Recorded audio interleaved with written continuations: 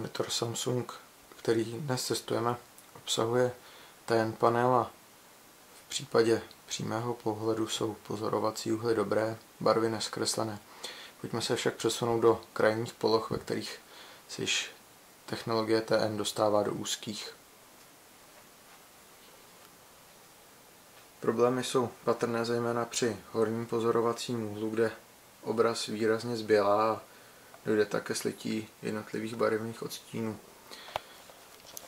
Ani přesun směrem dolů nepřináší zrovna dvakrát dobré výsledky. Znovu se setkáváme se zbělením až zešednutím obrazu a celkově barvy ztrácí nádech přirozenosti.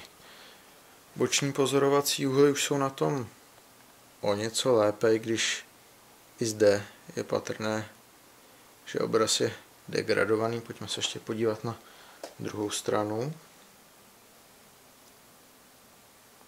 A zde je obraz také poměrně degradovaný, takže v případě tohoto monitoru je zcela zásadní sedět ve správné poloze.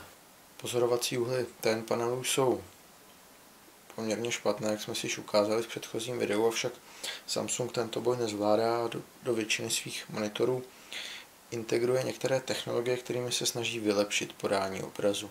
Například v současné situaci máme monitor zakloněný směrem dozadu a obraz je bohužel o něco tmavší než při naklonění ve vertikální rovině.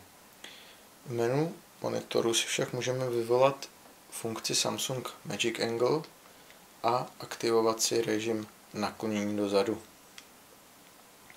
Pokud se vrátíme zpátky na úvodní obrazovku, jsou již veškeré barvy světlejší a skoro to připomíná barvy, které jsme měli při standardním naklonění monitoru.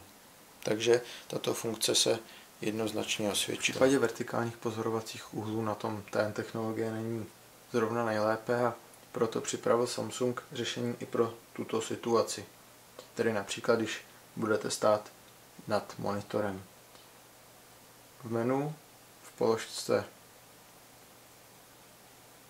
Magic Angle si zapnete režim ve stoje a pokud se vrátíme zpátky, tak můžete vidět, že barvy jsou výrazně lepší, než byly předtím. Já se ještě vrátím v nastavení zpět, abyste si mohli všimnout toho rozdílu.